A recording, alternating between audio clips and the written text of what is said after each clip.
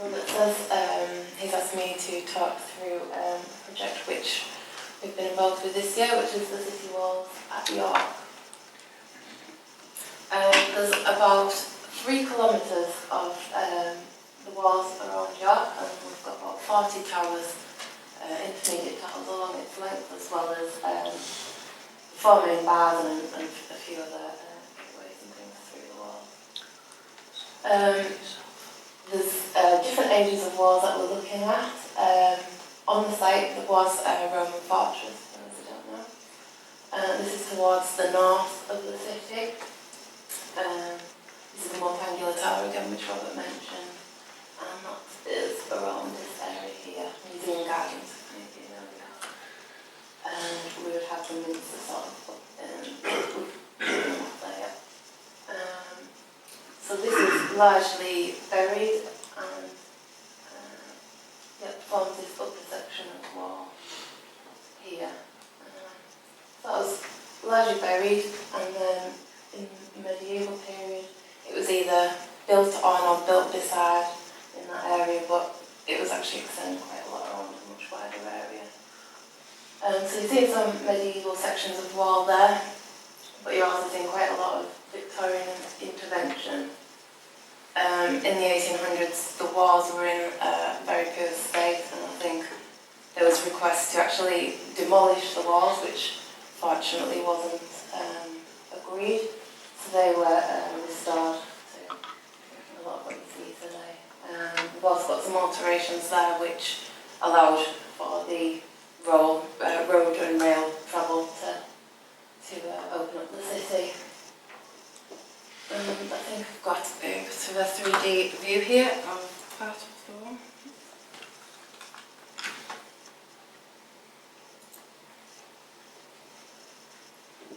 This was taken on one of our surveys. This is towards the south of the wall, Tower 3. Its name is actually Bitch Daughter Tower. Don't know exactly where that name came from, but we know it dates back to at least the 1500s. So yeah, we're monitoring that one for movement. There's a few cracks around there.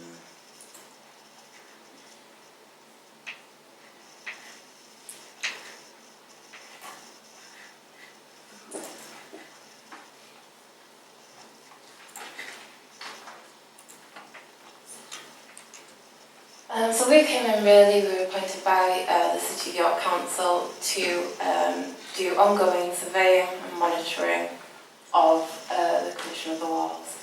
And this is to really inform a sort of long-term programme of remedial works maintenance that the city stonemasons can be carrying out.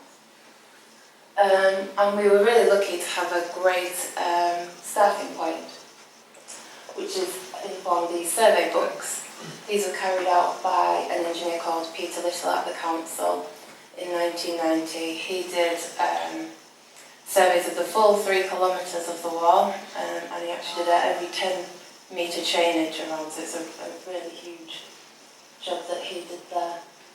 He took horizontal dimensions, vertical dimensions, recorded the condition, so we've got sections through the wall at every 10 metres.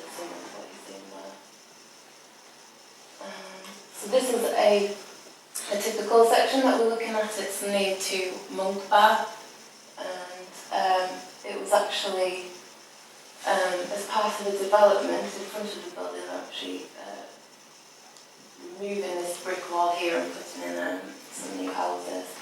But there was concern that there was bulging in this city wall and possible movement, and they wanted to know if that was happening before they removed this wall and put in the new buildings. So we went along and surveyed this, took the horizontal dimensions. We could see that it was leaning out by around 200 mil, quite a way. But we knew that there had been some remedial works in this area. They'd done some tying between the 2 leaves across the core at high level. So we took our measurements, we did our horizontal survey, and we found that while the wall had moved around 30 millimetres out between 1990 and the measurements we were getting today. And they'd done some surveying in 2010, which is when they did the remedial works. They found that there was less than a couple of millimetres movement since then, so we're quite confident to say that time had actually worked, which was good. We also did some of the level monitoring, which I was talking about earlier, looking at the vertical movements of the foundations, and we did pick up a bit of movement there, about 0.3 of a millimetre every month, which is reasonable. And that was largely at the end there, where you can see the tree within 2 metres from the wall. And this is a bit of an issue around the York walls. You've got a multangular tower there, that's a view from the outside, and the large tree that's very close to the Roman wall there. And it's a concern not just for the root growth, but also the take-up and release of water, which is going to cause those ground movements and possible distress. The other photo there is a section of wall behind the minster.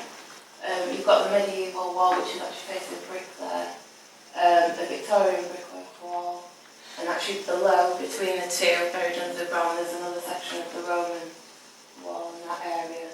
And then the trees have probably only been there for about the last 30 years, maybe. So ideally, we would like to see those removed, given the distance there. Another issue in that particular section of the wall is that build-up of fill behind the brickwork wall. We see that quite a lot. If it's on a sloping site, the material tends to move down the slope, build up behind the walls. You also get, in this case, I think it was built up to make a bit of a walkway, or sometimes it's just garden waste, a convenient place to put it. So they have, at York, one of the main solutions they use quite a lot in quite a lot of areas is these ground anchors. They tie back into the ground, resist those horizontal forces. They also strengthen the wall to sort of reduce that movement. In the ideal solution, we would try and reduce or remove the fill, but then obviously in some cases that's not really appropriate. Another solution that they've used in the towers where they've had fill inside, they've actually replaced that with polystyrene to relieve the pressures inside the towers. Okay, so as well as the walls, we've actually been inspecting a number of the bars or gateways around the city. And this one is Micklegate Bar, so I've got another 3D for you.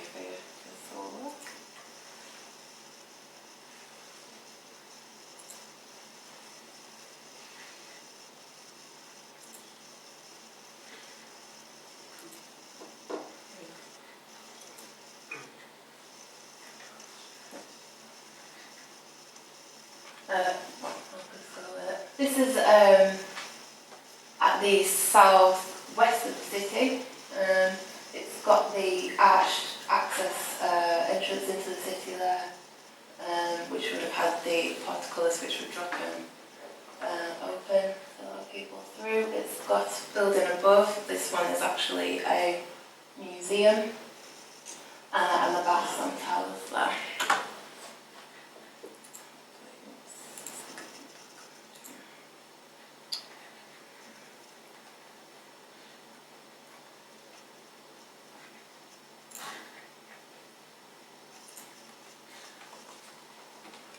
So Micklegate Bars has a bit of an issue with movement over the years, and there's quite a lot of cracking around the building. Particularly externally at high level, you can see there's some wrought iron straps that have been installed to try and sort of contain that cracking. But it hasn't really addressed the issue, and you might actually be able to see in this close-up there's a crack that's just opened up pretty much next to where they've installed that strap. So obviously not doing a great job there. So we did some investigations. We did some of the level monitoring at ground level, but didn't really pick up a lot of movement there. But what we did notice, and I think Robert mentioned it, is the sag in the roof and some missing ties at roof level. So what we think has happened there is that we've got the ceiling joists which have been removed. We think that that picture there is the original, well, a connection which would have been between the rafter feet and the ceiling joists. And as these have been removed, it's allowed the rafter feet to move out, the ridge to drop, and exert those forces on the wall. So we think this is probably one of the causes of the cracking around the parapet at roof level, and a relatively simple solution to try and reduce that, we are going to install a ridge beam which should support that ridge and prevent that outward movement at the eaves. And then finally I'll just go on to Warmgate Bar. This is a big piece of work that we're doing. It's a similar style, arched opening with the building above and towers, but this one is the only one to have a complete standing barbican at the front there. As well as the barbican, we've also got this rear Elizabethan timber extension, and that is supported on 2 stone pillars at the back there. What you can see is a common-ish problem around the York City walls. They're not quite made for the high-sided vehicles, and they do tend to get stuck when they try to get underneath now and again. Obviously that's not great for the stonework, it does cause damage, but of particular concern at this bar is the 2 stone pillars, and if